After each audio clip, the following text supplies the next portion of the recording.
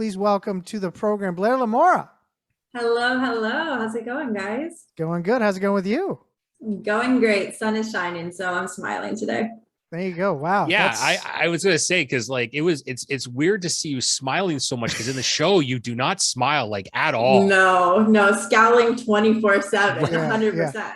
Ziguan is nobody to fuck with. That's what I had to say out there right there. No, she's she's a ball buster. Yeah. 100%. Yeah, she is vicious. That's for sure.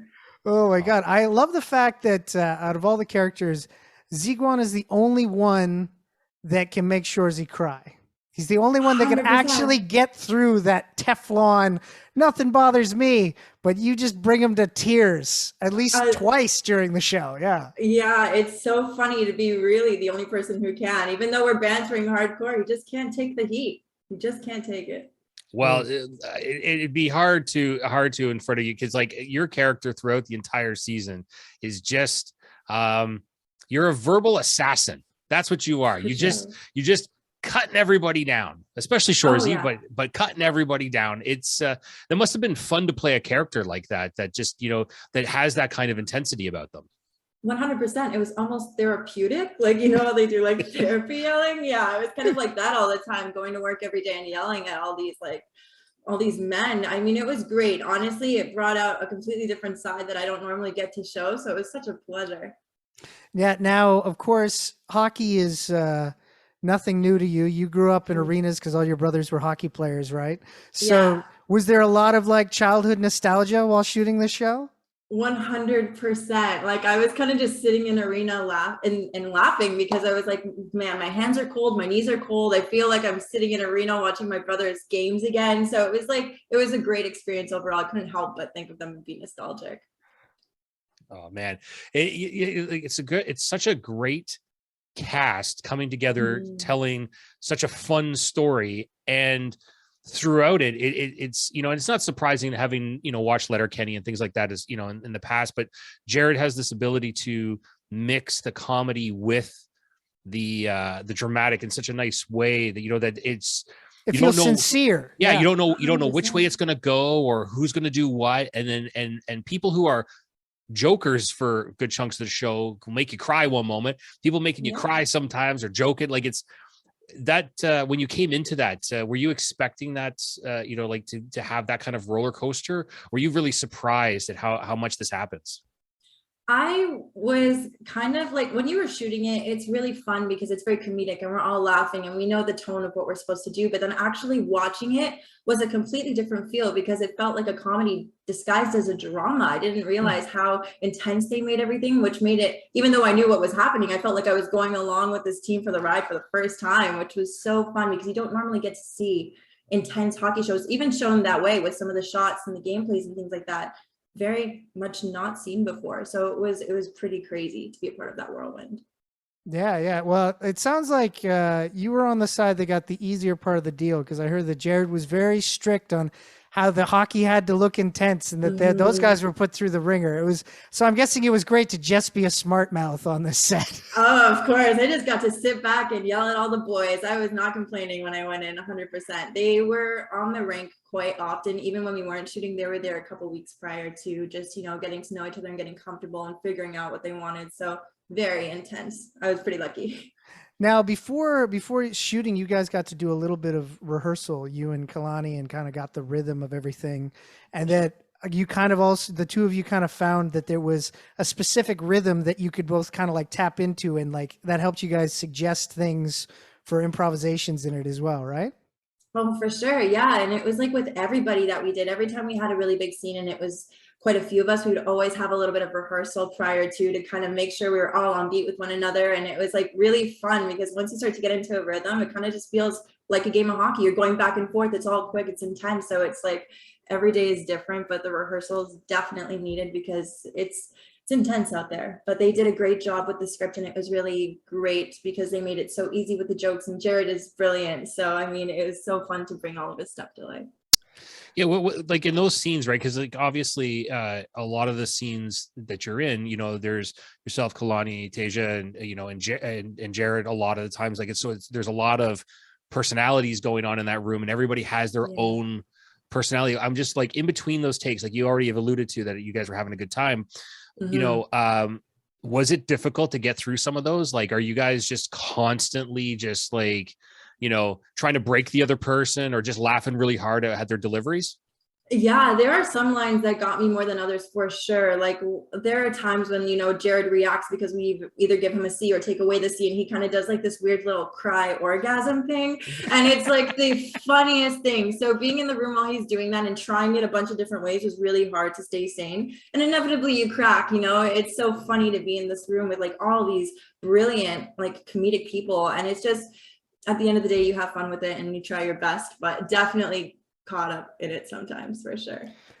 Yeah. Now it was interesting to watch the kind of little subtlety of so of course you got Miguan and Ziguan, and of course Sanguinette and Miguan kind of have something blossoming there, but it seems like to me that Ziguan, is it that she feels threatened that her sister might be kind of breaking up their pairing there? I think she's just protective because Sanguinette is one of the sluts, you know, like it's, what are we doing? We can't get involved with them. We really know them for who they are. So I think it's just more of a protection thing. But yeah, she definitely has a lot of care for Sanguinette still. I mean, we're all family at the end of the day. So, but I definitely have my sister's back no matter what. So care first always.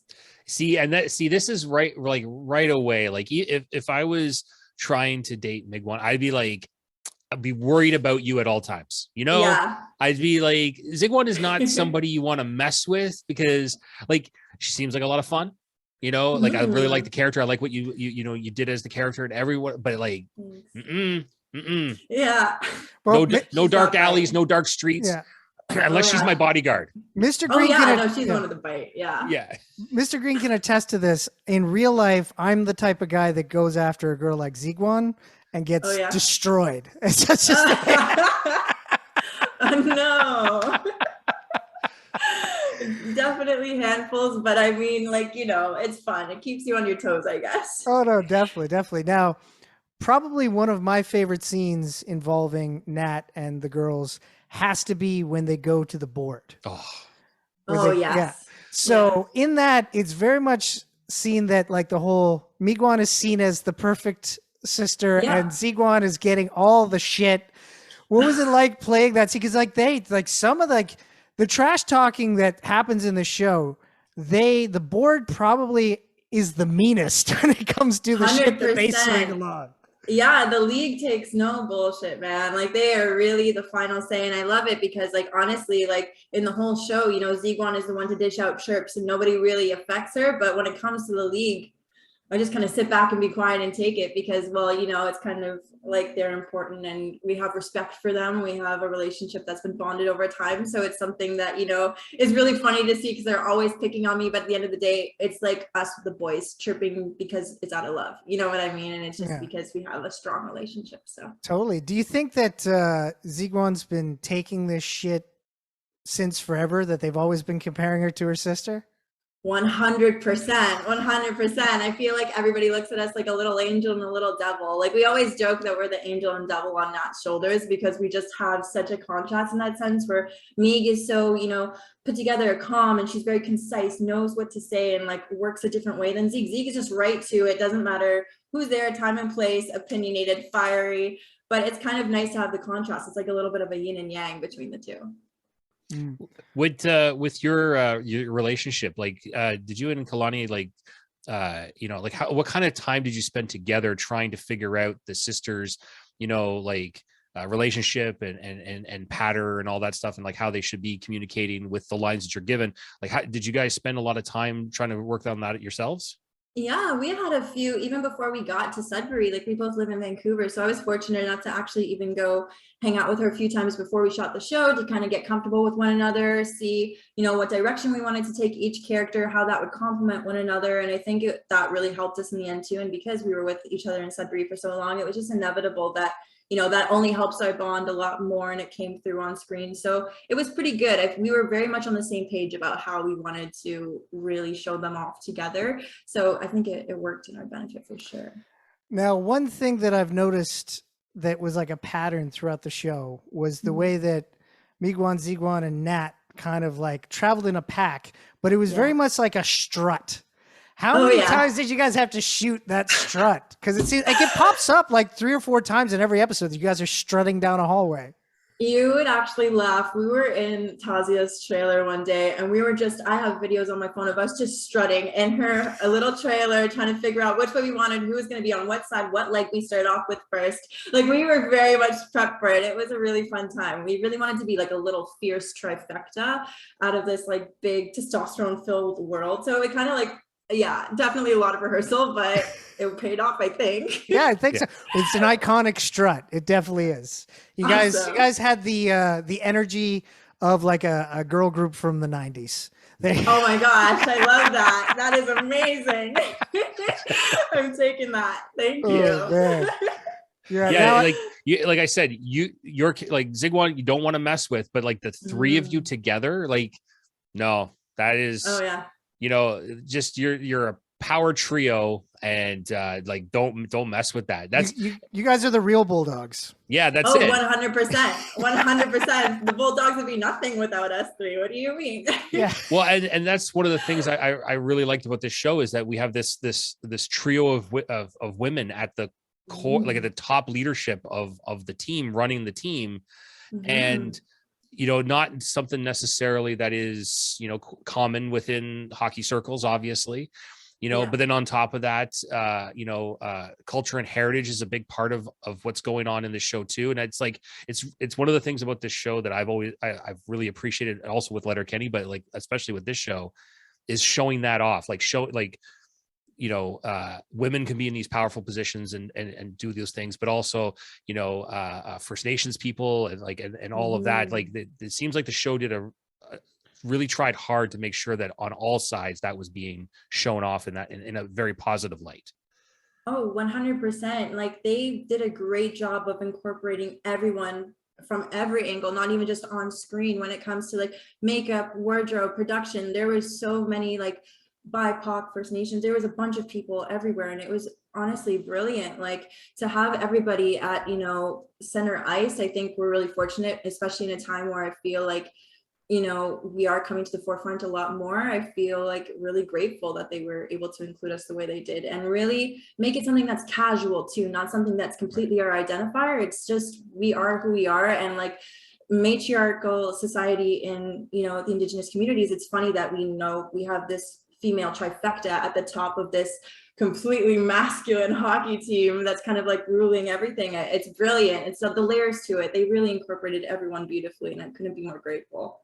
Yeah, totally. Much like tough natives, strong Indigenous women is like redundant, right there. Yes. Very much so. Yes.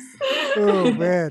So I heard that while they were shooting all the intense hockey stuff, you and the girls got to take a nice little trip away to Montreal to relax during that. Oh yeah. We had about like maybe 4 or 5 days off, so we took a mini trip up to Montreal and then back to Toronto for a weekend, which was really nice.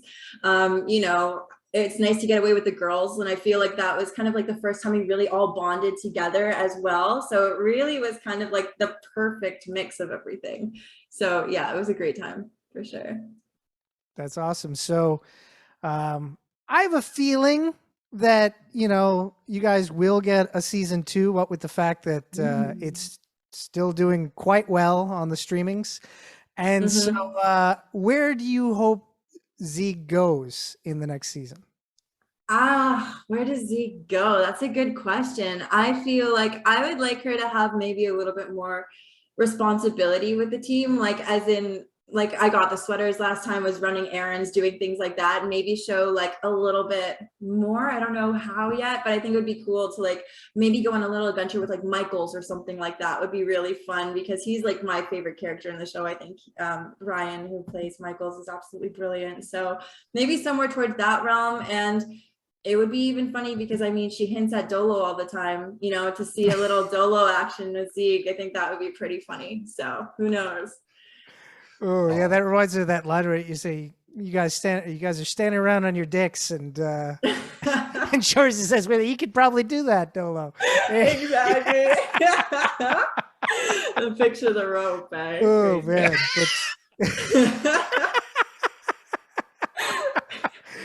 Oh, that's awesome. So aside from Shoresy, do you have any other projects coming out soon? I just wrapped on a film, actually, funny enough, shot in Sudbury yet again. So Sudbury is my hometown now. I'm a homegirl there. But yeah, I just finished a film there called Cafe Daughter, which is just pretty much reconnecting to your cultural roots despite familial traumas and societal racism in the 50s and 60s. So it's a beautiful story about reconnection, and I'm pretty proud of it. So that should be coming out, I want to say, probably spring, summer of next year. But That's yeah. awesome. Okay, Yeah, so thank definitely you. keep an eye out for that. And of course, we're big fans of Shoresy. We can't wait to see what happens next with it. And I want to thank you for coming on the program tonight. It's been a blast talking with you. Thank you guys so much for having me. It's been such a blast.